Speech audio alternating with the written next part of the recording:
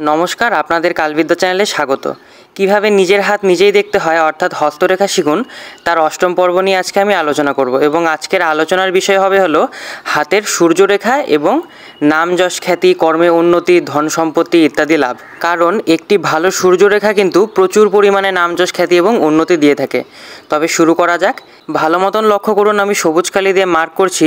এটি হচ্ছে হলো বুধের আঙ্গুল এবং ঠিক তার পাশে আমি কালো কালি দিয়ে মার্ক করছি। এটি হচ্ছে হলো শনির আঙ্গুল বা মিডিল ফিঙ্গার বলা হয়। এই দুটো আঙ্গুলের মাঝখানে আমি কালো কালি দিয়ে মার্ক করলাম। এই এরিয়াটিকে বলা হয় সূর্য পর্বত বা সান মাউন্ট, অনেকে এটাকে অ্যাপোলো মাউন্টও বলে থাকে। সূর্য পর্বত যত ভালো হবে আপনার নাম যশ খ্যাতি, কর্মক্ষেত্রে উন্নতি এবং কর্মক্ষেত্রে রিকগনাইজেশন তত বেশি হবে।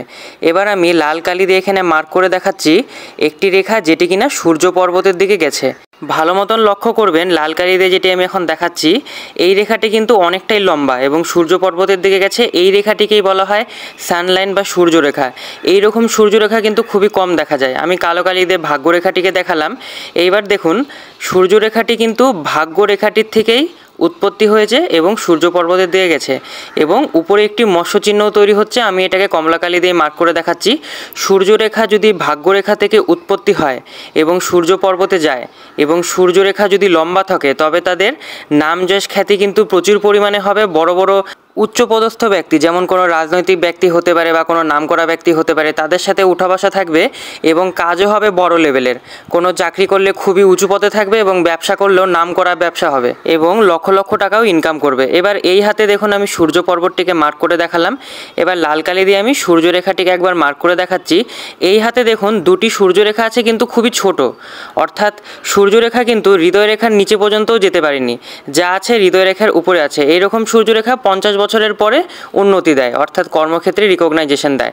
তার আগে যা দিবে মোটামুটি দিয়ে থাকবে, সেটাও নির্ভর করবে ভাগ্যরেখার ওপর। আগের হাতে আমি যেরকম সূর্যরেখা দেখালাম এই হাতে সূর্যরেখাটি কিন্তু তেমন লম্বাটে নয়, অর্থাৎ ছোট। এবার আমি এখানে আরেকটি হাত দেখাচ্ছি, ভালো মতন লক্ষ্য করবেন। আমি এখন কালো কালি দিয়ে মার্ক করে দেখাচ্ছি। এটি হচ্ছে হলো ভাগ্যরেখা, যেটা কিনা সোজা শনি পর্বতে গেছে এবং এই হাতেও কিন্তু প্রায় একই, যে ভাগ্যরেখা থেকেই সূর্যরেখার উৎপত্তি হচ্ছে এবং সূর্য পর্বতে গেছে। আমি যেটাকে কমলা কালি দিয়ে দেখালাম এবং সূর্য পর্বতে গিয়ে দেখুন ত্রিশূলের মতো চিহ্ন নিয়েছে, অর্থাৎ এই জাতকের কিন্তু আগামীতে গিয়ে যেমন নাম যশ খ্যাতি হবে তেমন লাখে লাখে ইনকামও হবে এবং তার ইনকাম সোর্স থাকবে একের বেশি। এবং এই জাতকের ক্ষেত্রে যদি বলি, সূর্যরেখাটি শুরু হচ্ছে 33 বছর থেকে, তাই 33 বছর থেকে একের বেশি ইনকাম সোর্স এবং লাখে লাখে ইনকাম করবে এবং প্রচুর পরিমাণে ধন সম্পত্তি হবে এবং উন্নতিও হবে। আপনারা যদি সরকারি কোনো চাকরির জন্য যদি প্রিপারেশন নিয়ে থাকেন এবং আপনাদের যদি ইউপিএসসি বা WBCS এর মতো উচ্চপদস্থ কোনো সরকারি চাকরি যদি করার ইচ্ছা থাকে এবং আপনার হাতে যদি এরকম বড় যদি সূর্যরেখা থাকে, তবে অবশ্যই আপনারা চেষ্টা করতে পারেন, কারণ এই রকম বড় সূর্যরেখা কিন্তু সরকারি চাকরিও দিয়ে থাকে, অথবা যারা কোনো কনস্ট্রাকশন জাতীয় কাজ করে, যারা সরকারি টেন্ডার নিয়ে কাজ করে, তাদের হাতে কিন্তু সাধারণত এইরকম সূর্যরেখা দেখা যায়। এইবার আমি আরেকটি সূর্যরেখা দেখাবো যেটা কিনা একটু আলাদা। এবার আমি তবে একটি অন্য হাত সিলেক্ট করছি, আপনারা এখন ভালো মতন লক্ষ্য করবেন। সূর্যরেখা সাধারণত এইভাবে হয়ে থাকে, কমলা কালি দিয়ে দেখালাম, কিন্তু এই হাতে দেখুন সূর্যরেখাটি একটু বেঁকে গিয়ে সূর্য পর্বতে যাচ্ছে, অর্থাৎ এই সূর্যরেখাটি শুরু হচ্ছে কিন্তু উচ্চমঙ্গল পর্বত থেকে। আমি একবার লাল কালি দিয়ে উচ্চমঙ্গল পর্বতটিকে মার্ক করে দেখাই। সূর্যরেখা যদি উচ্চমঙ্গল পর্বত থেকে শুরু হয়ে যদি সূর্য পর্বতে যায়, তবে এই রকম সূর্যরেখাকে বলা হয়ে থাকে পূর্বপূর্ণ রেখা। এই রেখাটি যেই বয়স থেকে স্টার্ট হবে সেই বয়স থেকে জাতকের কিন্তু বসে বসে ইনকাম হবে।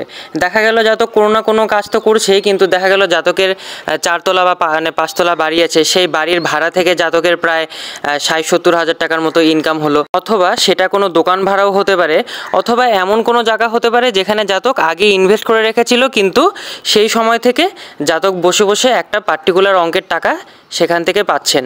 অর্থাৎ এই পূর্বপূর্ণ রেখা কিন্তু আপনাদেরকে বসে বসে ইনকাম দিবে, যেখানে খাটনি কম হবে। এবার এই হাতে দেখুন কমলা কালি দিয়ে আমি মার্ক করে দেখাচ্ছি। এই হাতে দুটি সূর্যরেখা রয়েছে এবং দুটি সূর্যরেখাই কিন্তু শনি পর্বতের দিকে একটু মুখ করছে। এই রকম সূর্যরেখাও ভালো। তার মধ্যে দেখুন দুটি সূর্যরেখাই কিন্তু বেঁকে গিয়ে রয়েছে এবং এই দুটি সূর্যরেখা কিন্তু উচ্চমঙ্গল পর্বত থেকে শুরু হচ্ছে, অর্থাৎ এই দুটি সূর্যরেখাকেও আপনি পূর্বপূর্ণ রেখাই বলবেন। তো এই রকম সূর্যরেখাও খুব ভালো। এই রকম সূর্যরেখার জন্য জাতকের 35 বছর থেকে বসে বসে একটা ইনকামের সোর্স তৈরি হয়েই থাকবে, কিন্তু তার জন্য কিন্তু ভাগ্যরেখাও থাকতে হবে। আমি এখানে কালো কালি দিয়ে মার্ক করে দেখালাম, এই হাতে কিন্তু ভাগ্যরেখাও আছে। কারণ যতই সূর্যরেখা থাকুক, সব থেকে গুরুত্বপূর্ণ রেখা কিন্তু ভাগ্যরেখা। আপনার ভাগ্যরেখা যত ভালো হবে, সূর্যরেখা তত বেশি ফল দিবে। আপনার ভাগ্যরেখা যদি খারাপ থাকে, তবে সূর্যরেখা যতই ভালো থাক, সেই রকমভাবে আপনি কিন্তু ফল পাবেন না, কিছু না কিছু ফল পাবেন।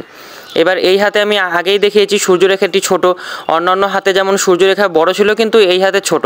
এই রকম ছোট সূর্যরেখা সাধারণত 50 বছরের পরেই কোনো না কোনোভাবে উন্নতি এবং নামযশ খ্যাতি দিয়ে থাকে। সর্বশেষে আমি একটাই কথা বলবো, যাদের হাতে সূর্যরেখা নেই তারা কিন্তু ভাববেন না যে আপনাদের জীবনে কোনো নামযশ খ্যাতি উন্নতি হবে না।